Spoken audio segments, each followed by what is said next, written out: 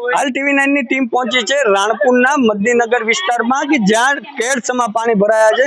હાલ આપણે વાત મદનીનગરના રહીશો સાથે જ કરીશું કે શું પરિસ્થિતિ છે। બેન, આ પરિસ્થિતિ ક્યારની છે, કેટલા સુધી પાણી ભરાયા હતા અને ક્યારે પાણી ભરાયા છે, શું કહેશો? કાલ સાંજે 4:30 વાગ્યાનું પાણી ભરાણું છે।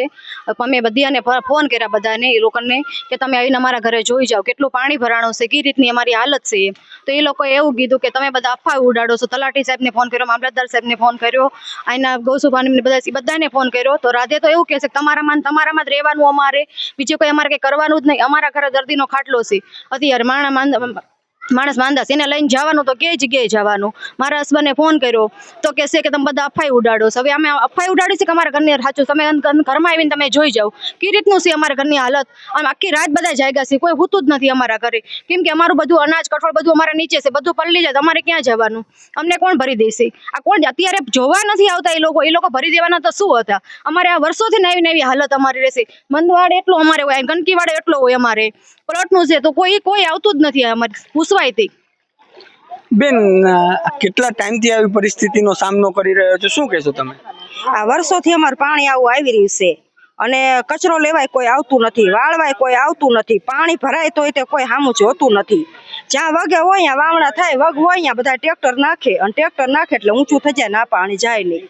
અને જ્યારે 8 મહિના હોતા શાંતિ બધા બે જાય, અત્યારે કેવા જાય ત્યારે કોઈ આવતું નથી કેવી એટલે। અને આ પાણીમાં અમે રેવી છે, આ પગ હડી જાય, બધું ગંદકીનું પાણી આવે છે। બેન, કેટલા ટાઈમથી આ પરિસ્થિતિનો સામનો કરવો પડે છે અને આ પાણી આવે છે ક્યાંથી અને આ પાણી જાય છે ક્યાંથી? આ પાણી તો આવે છે કે તળાઈ ભરાય એટલે સલકાઈને બધું આઈનકા આવે, ઇનકા પછી કોરું થઈ જાય, મદની આખી પાણીની ભરાય રે, ડેકા દીધા રાખે, 24 કલાક મસરિયા થયા રાખે। નો છોકરા નિશાન મદ્રાસે જઈએ કે નહીં કઈ લેવા દેવા, આ પાણીનું કોરું તો થવું પડે। પાણી ભલે વરસાદનું ગમે એટલું આવે પણ નિકાલ તો થવો પડે ને, એમ ભલે ગમે એટલું આવે કે આડું કોઈ ન બેવાનું હોય, પાણી તો જવાબ દેવાનું હોય પણ ખાલી તો થવું પડે ને મદની, એમ। આ પાણી રહ્યું એ કેટલા દિવસે, વરસાદ આવ્યા પછી કેટલા દિવસે ખાલી થાય છે? આ તો અઠવાડિયે થાય ને 10 દિવસે થાય સાહેબ। હાલ અત્યારે મદનીનગરના રહીશો સાથે વાત કરતા તેવું જણાવવામાં આવ્યું છે કે આ 10 દિવસે પણ પાણી ખાલી થાય છે અને આવી પરિસ્થિતિનો સામનો કાયમ માટે કરવાનો આવે છે।